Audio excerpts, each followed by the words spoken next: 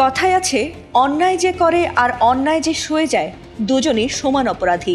তেমনি সন্তান অপরাধ করলে তাকে না শুধরে সয়ে গেলে কিংবা নিজেরাও তাতে জড়িয়ে পড়লে তার পরিণাম হয় ভয়াবহ।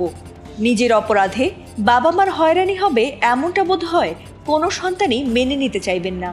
কিন্তু কোনো নিয়মের তোয়াক্কা না করে বাবা মাকে নরক যন্ত্রণা ও অপমানের মুখে ফেলে পালিয়ে গেছেন হাদিকে গুলি করা সেই শুটার ফয়সাল করিম মাসুদ। আর পুলিশের কাছে ধরা পড়ার পর আদালতে তারা এবার তাদের সন্তানের বিরুদ্ধে চাঞ্চল্যকর তথ্য দিয়েছেন, যাতে করে হতবাক অনেকেই। মঙ্গলবার ভোরের আলো ফুটতে না ফুটতেই কেরানীগঞ্জের হাসনাবাদ হাউজিং এলাকা থেকে র্যাবের বিশেষ অভিযানে গ্রেফতার করা হয়েছে অভিযুক্ত ফয়সালের বাবা মোহাম্মদ হুমায়ুন কবির ও মা মোসাম্মদ হাসি বেগমকে। পরে তাদের ঢাকা মহানগর গোয়েন্দা পুলিশের কাছে হস্তান্তর করা হয়েছে। এরপর বুধবারে তাদের ঢাকা মেট্রোপলিটন ম্যাজিস্ট্রেট আদালতে হাজির করা হলে বিচারকের খাস কামরায় তারা তাদের সন্তানের করা অপরাধ ও তাকে সহযোগিতার কথা স্বীকার করতে বাধ্য হয়েছেন এবং দিয়েছেন সেই ঘটনার চাঞ্চল্যকর বর্ণনা। আদালতের কাছে স্বীকারোক্তিমূলক জবানবন্দিতে শুটার ফয়সাল করিম মাসুদের বাবা মা জানিয়েছেন, তাদের 4 সন্তানের মধ্যে ফয়সাল তৃতীয়। আর প্রায় আগারগাঁওয়ে তিনি তার বড় বোন জেসমিন আক্তারের বাসায় যাতায়াত করতেন।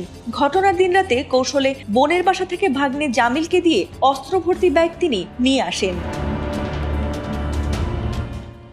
এরপর সে সময়ে বাবা মার সঙ্গে দেখা করে নিজের 2টি ফোনের একটি ফেলে দিয়ে অন্যটি তার মাকে দিয়েছিলেন। তবে বিপদের গন্ধ পেয়ে আসামি শুটার ফয়সাল আগারগাঁও থেকে মিরপুর, পরে শাহজাদপুরে চাচাতো ভাই আরিফের বাসায় যাওয়ার পর সেখান থেকে ফয়সালের ব্যাগ নিয়ে তার বাবা হুমায়ুন কবির তাকে কিছু টাকার সঙ্গে দিয়ে একটি সিএনজি ভাড়া করে দিয়ে তার ছোট ছেলে হাসান মাহমুদ ওরফে রাজের কেরানীগঞ্জের বাসায় পাঠিয়ে দিয়েছিলেন এবং জুরাইন থেকে তারা নতুন 2টি মোবাইল সিম কিনে ব্যবহার করেন।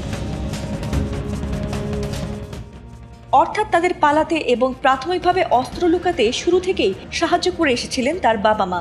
তবে তাদের সব সাহায্যই যেন এখন রীতিমতো পণ্ডশ্রম। ইতোমধ্যেই ফয়সালের বোন জেসমিনের বাসার নিচ থেকে ব্যবহৃত আগ্নেয়াস্ত্রের 2টি ম্যাগাজিন ও 11 রাউন্ড গুলি উদ্ধার করেছে র্যাব। এছাড়াও বাকি অস্ত্রগুলো নরসিংদী থেকে উদ্ধার করা হয়েছে। এরপর এ ঘটনার জবানবন্দি শেষে ফয়সালের বাবা মাকে কারাগারে পাঠানোর নির্দেশ দিয়েছেন আদালত। ফাতিমা সুলতানা, এটিএন বাংলা।